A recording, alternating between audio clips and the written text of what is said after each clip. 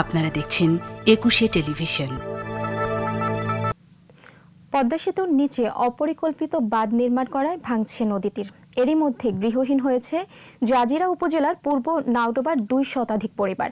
পানি উন্নয়ন বোর্ড বলছে সেতু কর্তৃপক্ষের সঙ্গে আলোচনা করে ব্যবস্থা নেওয়া হবে, আর সেতু কর্তৃপক্ষ বলছে বাঁধ দেওয়ার আগেও নদী ভাঙন ছিল।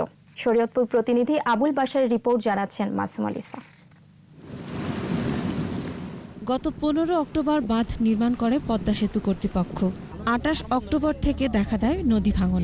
এ ভাঙনে জাজিরার পূর্ব নাওডোবার বিভিন্ন এলাকার ২ শতাধিক পরিবার গৃহহীন হয়। মাঝের চরে খোলা আকাশের নিচে দিন কাটাচ্ছেন ভাঙন কবলিতরা। বাঁধ কেটে দেওয়ার দাবিতে মানববন্ধনও করেছে তারা। তাদের অভিযোগ, অপরিকল্পিত বাঁধই ভাঙনের কারণ। ২০০ বাড়িঘর বিলীন হয়ে গেছে, আর ৪০০ পরিবার এখান থেকে চলে গেছে। পানির পাস হয়ে বন্ধ করে দিছে, সেই জন্য এই পানিটা আমাদের গ্রামের উপর দিয়ে পাস হচ্ছে এবং সেই কারণে অলরেডি শতাধিক পরিবার নদীগর্ভে বিলীন। আমাকে জায়গা জমি সব নিয়ে যেতেছে, আমাকে এমন পোলাপান নিয়ে থাকার মতো কোনো জায়গা নাই। এখন যে ফসলাদি করবো আর আমরা যে চলবো ছেলেবেলে নিয়ে, আমাদের কোনো উপায় নেই। কোনো ভাঙা বাড়ি ঘর নিতে পারে না, টাকা নাই, পয়সা নাই, নদীতে বিলীন হয়ে যেতেছে, জায়গা জমি সব শেষ। এই কোটি জায়গা জমিন বাড়ি ঘর সবকিছু তছনছ হয়ে গেল।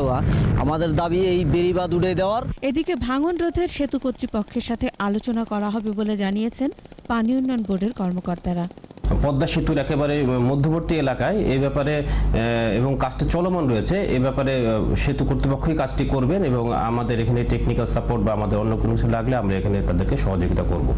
এ বিষয়ে পদ্মা সেতু ও প্রকল্প ব্যবস্থাপক বলেন, বাঁধ দেওয়ার আগেও নদী ভাঙন ছিল, তবে সমস্যা প্রকট হলে বাঁধ কেটে ফেলার আশ্বাস দেন তিনি।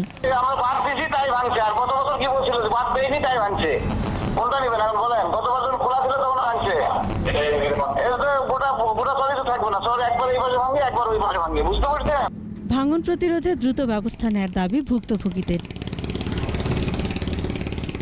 মাসুম আলিসা, ২১শে টেলিভিশন।